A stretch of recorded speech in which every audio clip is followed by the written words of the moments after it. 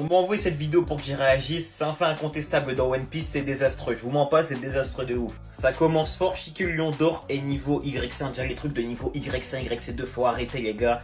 C'est pour ça que vous savez pas débattre de base. Et surtout, jamais il rivalise avec Roger, alors que le databook Blue Deep nous prouve littéralement l'inverse avec le chapitre 0, là où Shiki et Roger s'affrontent, et bah littéralement les gars, il a failli battre Roger, la tempête a sauvé Roger. Et même au-delà de ça, au tout début de chapitre 0, t'as un message d'Oda qui te dit que c'est l'égal de Roger. Genre littéralement mot pour mot, donc bon. Après, je précise quand même les gars que Roger le bat, qu'on soit bien d'accord, Roger est super à Shiki. Cependant, les gars, Shiki c'est du même gabarit que les Roger, que les Barbes Blanches, que les Xebec, etc. C'est la même tranche, t'as capté. Rayleigh vieux est surcoté, Kizaru 100% le broie, il est surcoté, ça dépend où il le juge. Kizaru 100% le broie, pour moi Kizaru gagne un combat à mort contre Rayleigh. Maintenant 100% non, faut doser s'il vous plaît. À mon humble avis, si Rayleigh vieux devait affronter Kizaru dans un combat à mort, la seule raison de la défaite de Rayleigh serait sa condition physique due à sa vieillesse. On a bien vu que dans des combats haute intensité, il se fatigue vite, étant donné qu'il est vieux, c'est totalement normal.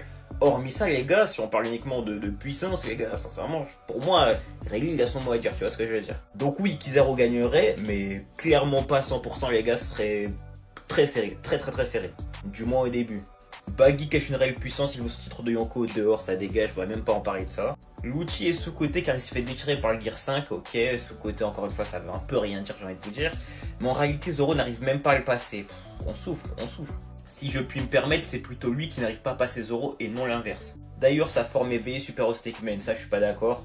Les gars, moi je sais qu'il y en a qui disent oui, mais s'il prend une forme dès le début, c'est parce qu'il s'adapte au niveau, je suis pas d'accord les gars, sinon contre Kizaru, il aurait directement gagné dès le Gear 5.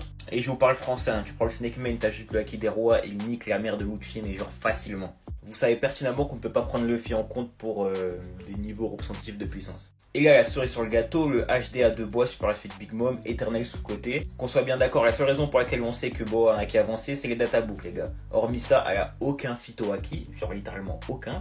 Donc sur quelle base on peut affirmer que son HDA surclasse suite Big Mom, sincèrement.